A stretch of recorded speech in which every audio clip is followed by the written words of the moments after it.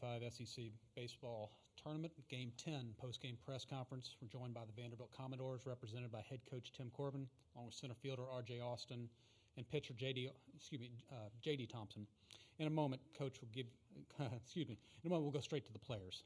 Okay, Coach won't give an opening statement, and then we'll take questions for them. So if you have a question for the players, please raise your hand. Start in the back right. Mitch Davis, MitchDavis.com. Let's see, for either one of you, what is the message to your teammates now that you play Tennessee to focus on just baseball and not focusing on one of the best rivalries in college baseball? Yeah, I could start with that. Kind of going off, the last time we played them, just kind of keeping the emotions intact. We know what kind of game it's going to be. It's always going to be a good game with those guys, but kind of just staying with ourselves and not try to let certain situations get the best of us or let emotions kind of get too high. I think we just keep playing the ball that we're playing. Pitchers giving us innings and the hitters are banging like they are right now, then I know we have a pretty good chance. In the back left. Joe Gaither, Vanderbilt Commodores on that side for JD. You nearly doubled your strikeout total against Oklahoma from April. Just what was working for you tonight? I think the biggest thing for me going off that last outing I had against them was just getting the zone. Don't give them free bases. Kind of set the tone early, just beating them early with the fastball. Curveball was working really well for me. So with that combo, I knew I had a pretty good chance today. Filling it up, I knew some got away from me, but I'm not scared to pitch in traffic. I know how to take care of it, and I know I got a great defense behind me to help me out. But for the biggest thing is just getting ahead with it and then being able to execute and put away guys. On the right side, second row. For both of you, but RJ first. I know there was the players only meeting that you mentioned last time you played Oklahoma on Saturday. Just you guys are 2-0 against them since that meeting. Like, how fulfilling is it to see that? I mean, it's great to see. I mean, at the end of the day, like, no matter how it happens, we got together as a team and we knew what we had to do. We were got on the same page as the coaches, got the same page as the pitchers and the hitters. And at the end of the day, we just knew we had to work together to go win. So we just keep the message the same, just keep getting better and better every game, every day, and treating those off days like days to get better because once we get to June, we got to be really good to go out there and win.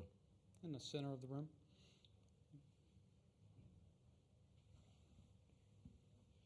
Yeah, JD, what was kind of the key for your whole pitching staff tonight, racking up the 17 strikeouts?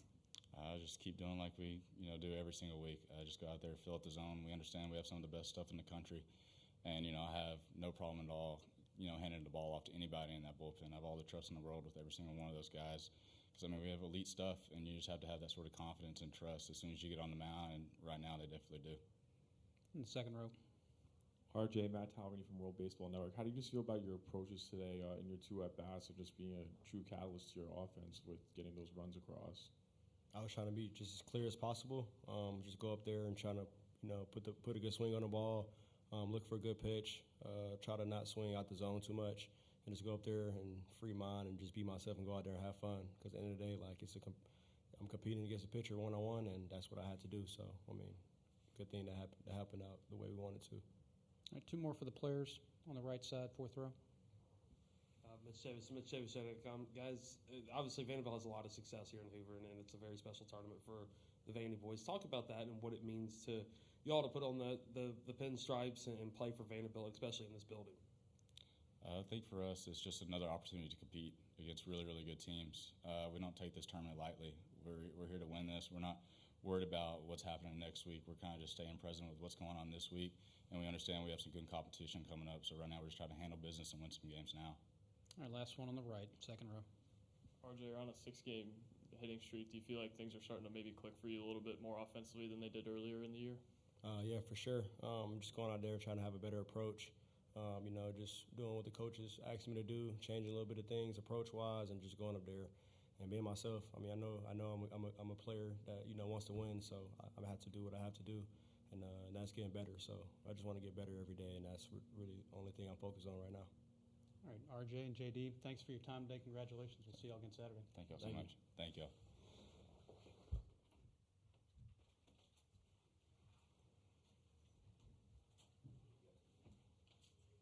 All right, if there are questions for Coach, please raise your hand. We'll get to you on the left side. Coach, Matt Talverney from World Baseball Network. How do you just feel about your pitching staff and how Mac, pretty much helped you guys out tonight behind the plate? Yeah, Max stepped in well for us. Colin had some type of food poisoning before the game, so we tried to extend that amount of rest, and that game going into extra innings, we thought we could buy some time, but Max stepped in, took his place, did a nice job. And outside of that, I mean, the pitching staff, they've just been consistent all year. They really have. They've done a nice job of, from the time that we started to right now, there hasn't been a lot of dips in what they've done. To JD's point, regardless of who you put out there, they've been very consistent in filling up the strike zone and attacking hitters. Next for Coach on the second row on the right. How much does it help you when R.J. Austin's doing what he's done the last couple weeks? He needs to. He's a good player. But, yeah, I mean, I think him and, you know, the rest of the group, they've all been consistent here over the last month and a half. But RJ is a very competitive young man, and this time of year, you always feel like he's going to play well. So had a nice game tonight, and, yeah. Third row on the right. Jacob Renner, Baseball America. Coach, how have you seen this team kind of mold into its own offensively and start to play towards its identity the way it has the last couple weeks? And just time. Yeah, you know, Ari's right in front of me, and I can remember telling her a couple months ago that in time this offense will start to grow. Hit a lot of young players with not a lot of college at-bats. It's an old league, especially in the SEC. So guys like Rigdon and Johnston and Holcomb and, you know, even Mancini. We've just had some younger guys that have developed along the way, and their identity as an offense is starting to grow too. I think we certainly have run more towards the end of the season. We've used the backside of the ball field well from both sides, done a better job with 2 strikes. I think the approaches have been cleaner. We've done a nice job of separating balls and strikes at the plate, so that part's been good. Toward the back of the room on the right. Jack DeLongshot, D1 Baseball. Coach, this group looks so bought in. They're playing with so much joy. How much fun is it to coach this group? It's fun to coach winning baseball. So if we're winning, yeah, it's fun. But I think for them, they've just grown as the season has gone on. You know, you bring up a meeting, but, you know, it's not just one meeting. It's just a cluster of days. It's time. You know, everyone wants to write up a storyline of that magic moment. There's no magic moments. It's just getting out there every day and just staying very intentional with what you're doing and not taking your foot off the brake. It is, you know, those days outside of the games matter. Tuesdays matter. Non-conference baseball matters. Everything matters. And our season's a sprint. It can go 65, 67, maybe 70 games if you're fortunate. But if you're going to get everything out of your group that you can, then what you're doing right now at this moment matters the most. And that's what we've tried to talk about. You know, the tournament, there's so much money and there's so much pomp and circumstance with this, and we're very grateful to be involved in this tournament, and it'll always be high on our list. But it's a goal, like everything else. Once you get beyond it, then there's another goal beyond that. But we really want to play well here. On the right side, fourth row. Coach Mitch Davis at MitchDavisShow.com. And I do want to ask you about your culture. I mean, when you see the black and gold out there on a baseball diamond, especially in this month, and I know this is sustained success and everything, but can you talk about this culture of your program? I mean, I've watched it develop over years, but what does that mean to you now that, you know, you've built this program into what it is? Yeah, it's taken time. I mean, it's 23 years. I mean, it was, you know, it's turning around a cruise ship, not a jet ski. You know, it takes a lot of time. It takes a lot of effort.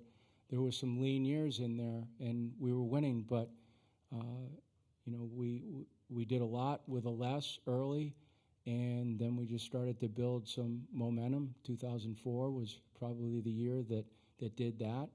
Got more yeses from a recruiting standpoint. And as time went on. I mean, you just try to create the right environment every single year. Culture's over time. Culture's not one of those things that developed in 1 or 2 years. It's a cluster of time, and it's a lot of people that throw a lot of energy into it, coaches, players. But, we're just very fortunate that we've been this consistent over time. We don't take anything for granted. And the time allotment to put together this team this year is just as much as it was going back to 2003. There's no difference. I think you as a coach and the staff member, if you take your foot off the brake or gas, then you're going to feel it. It's going to back up on you. You can't do that. So it's fun, but it demands a lot of time and energy and sacrifice. We have time for 2 more on the right. JD's had a few runners on with 1 out in the 4th inning, but got out of it. Is that something that maybe he couldn't have done a year or 2 ago, or is he more equipped to do that now that he's an older guy? Well, I think he's more equipped. I think he's been in those situations before, and some of them are self-induced. The 4th inning was, they were a hit away from changing that scoreboard really quick, both in the 4th inning and the 8th inning. That could have gone either way. We were fortunate. Sawyer pitched out of that one. But your question, JD's done a nice job of doing that. He got himself in that hole, and he got himself out of it, which is good. He created it, so he needed to clean it up, and he did. But he's done more of that this year than years past. Any more for Coach? If not, Coach, thanks for your time. We'll see you Saturday. Thanks, gang.